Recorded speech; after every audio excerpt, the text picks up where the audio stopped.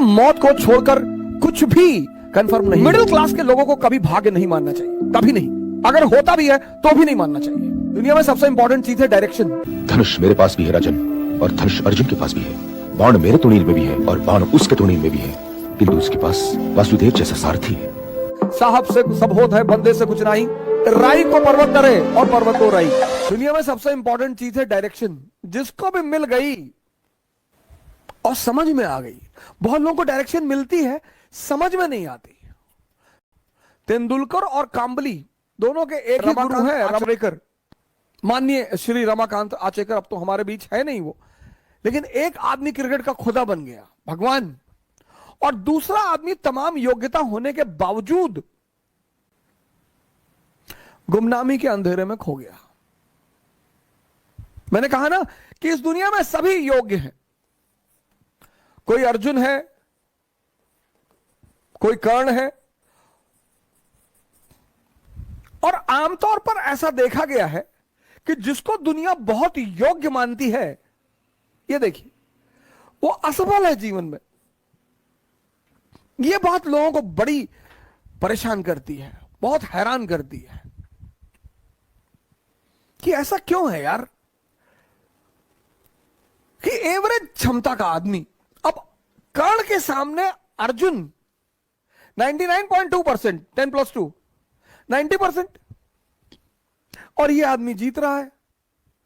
ये बात आपको आश्चर्यचकित नहीं करती?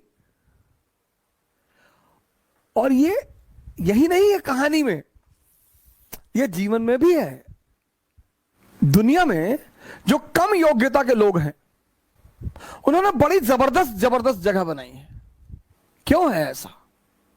क्योंकि जो भी संदेह के सहारे चलेगा, संदेह, जिसको भी अपने कामों पे डाउट है,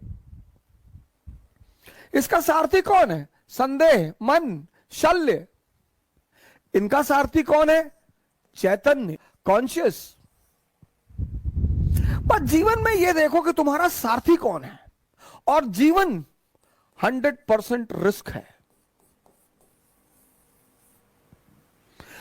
यहां मौत को छोड़कर कुछ भी कंफर्म नहीं है, और 98% लोग इस दुनिया में हर चीज का कंफर्मेशन चाहते हैं।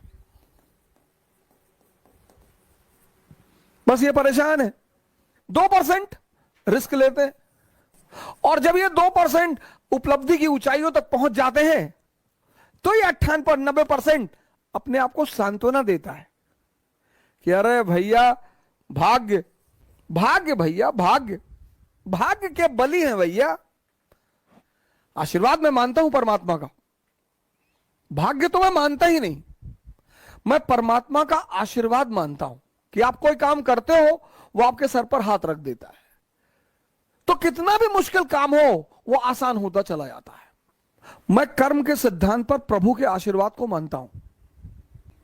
भाग्य जैसी कोई चीज होती ही नहीं। भाग्य सिर्फ एक बहाना है, ये 98% लोगों को अपने आप को डिफेंड करने का। ऐसा मैं मानता हूं।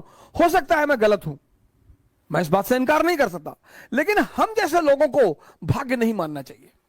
मिडिल क्लास के लोगों को कभी भाग्य नहीं मानना चाहिए, कभी नहीं, मानना ही नहीं चाहिए। अगर होता भी है तो भी नहीं मानना चाहिए,